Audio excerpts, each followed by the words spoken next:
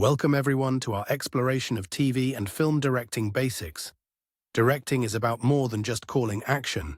It's about matching the words on the page to a clear vision and capturing the perfect shot repeatedly. This process can be tough, but developing your own workflow around understanding what makes the right shot is key. We'll focus on essential elements like script interpretation, motivation, camera angles, movement, and perspective. So let's dive in and start building a foundation for directing with purpose and clarity. Let me introduce you to RoboRex, our co-instructor who's here to help translate complex directing concepts into clear, actionable ideas.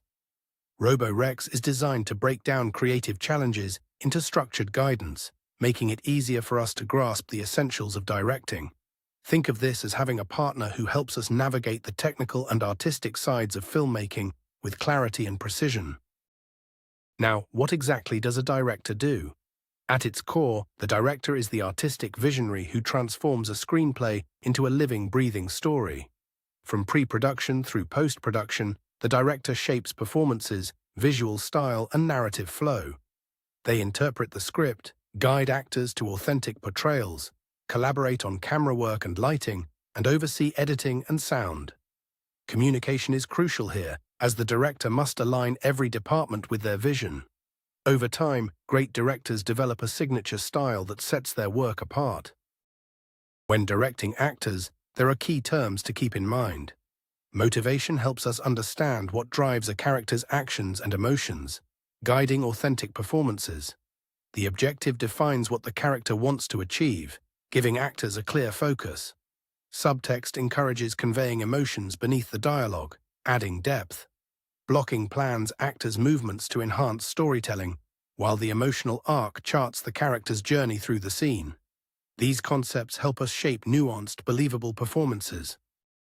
Directing isn't just about shots, it's about directing performance, which means understanding the psychology behind characters and actors.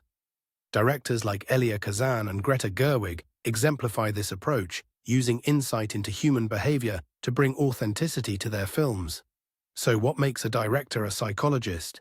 It's their ability to guide actors through emotional landscapes and create truthful, compelling portrayals that resonate with audiences. There's a big difference between telling an actor to be sad and giving them a specific emotional trigger, like "remember the day you lost your dog." The latter creates a vivid, personal connection that leads to a more genuine performance. This distinction between vague emotional direction and concrete, relatable cues dramatically changes the outcome. We'll discuss how this approach helps actors tap into real feelings rather than just mimicking emotions. Using action-based language is a powerful way to direct actors. Instead of focusing on abstract emotions, directing with verbs like convince, protect, or escape helps actors play objectives. This shifts the focus from how they feel to what they're doing, making performances more dynamic and purposeful. We'll try an activity where pairs act out short dialogues using these action-based cues to see the difference it makes. Rehearsals are more than practice, they're a space for discovery. They help find the rhythm and flow of scenes and provide a safe environment for experimentation. This process allows actors and directors to explore choices, refine performances, and build trust. Understanding rehearsal as a creative laboratory is essential for shaping authentic and compelling storytelling. Blocking with actors is about finding natural movement that tells the story visually. It's not just positioning, but using movement to express relationships and emotions. Watching how directors like Kubrick, Spielberg, and Inarritu stage their scenes reveals how blocking can enhance narrative impact. This approach helps create scenes that feel alive and purposeful rather than static. Lighting is a storytelling tool that shapes mood, focus, and emotion. Different lighting styles can dramatically change how a scene feels. For example, comedies often use bright, even lighting, while thrillers rely on shadows and contrast. Understanding key, fill, and backlight, the three-point lighting technique, helps us craft visuals that support the story's emotional tone and guide the audience's attention. Hard and soft lighting each carry psychological weight in storytelling. Hard lighting creates intense, sharp shadows that feel dramatic and confrontational, perfect for conflict or noir scenes. Soft lighting offers diffused, gentle shadows that feel warm and intimate, suited for calm or tender moments. Directors use these lighting styles strategically to influence how viewers emotionally connect with the scene and characters. Low-key and high-key lighting set very different moods. Low-key lighting uses high contrast and deep shadows to create tension and introspection, often in conflict-heavy scenes. It demands precise actor blocking to use shadows effectively. High-key lighting, on the other hand, is bright and even, promoting optimism and openness, encouraging broader gestures and lively movement. Choosing between these styles shapes the emotional landscape of a film. Sound plays an equally vital role in storytelling. It's half the story. Strong visuals combined with powerful sound design create immersive experiences. Elements like needle drops, musical scores, Foley effects, and even silence contribute layers of meaning and emotion. Films like Guardians of the Galaxy show how music and sound can define a film's identity and deepen audience engagement. Elia Kazan stands out as one of the most influential directors in Broadway and Hollywood history. His work tackled personal and social issues with empathy, shaping modern cinematic storytelling. Films like On the Waterfront and A Streetcar Named Desire showcase his commitment to realism and emotional depth. Kazan's approach reminds us that a director's connection to the material is crucial for authentic filmmaking.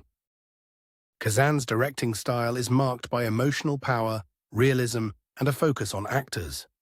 In On the Waterfront, he combined these elements to create a film that deeply influenced acting and cinematic storytelling. His ability to guide actors to authentic performances and craft a compelling visual style made his work resonate. Understanding his methods helps us appreciate how emotional truth drives impactful directing. In On the Waterfront, Kazan used method acting to help actors live their characters' emotions, shooting on real locations for gritty authenticity. He emphasized psychological depth through subtext and close-ups, and used dynamic blocking to show power dynamics visually. His collaboration with actors, encouraging improvisation, brought natural chemistry to the screen. These techniques illustrate how directing choices shape the film's emotional core. Let's take a moment to discuss On the Waterfront, a landmark film directed by Kazan. It explores union violence and corruption, inspired by Pulitzer-winning articles and an original screenplay. The film's powerful storytelling is supported by a memorable score from Leonard Bernstein and a talented cast including Marlon Brando. I encourage you to watch this film by Thursday at 6 p.m. to deepen your understanding of directing with emotional and social impact. As we wrap up this section, I want to highlight some insightful articles on directing mastery. Hitchcock's suspense techniques, Tarantino's dialogue strategies, and Gerwig's character-driven vision each offer unique lessons. Exploring these perspectives broadens our understanding of how directors craft tension, intimacy, and style. Feel free to explore these spotlights to enrich your directing toolkit as we continue our journey.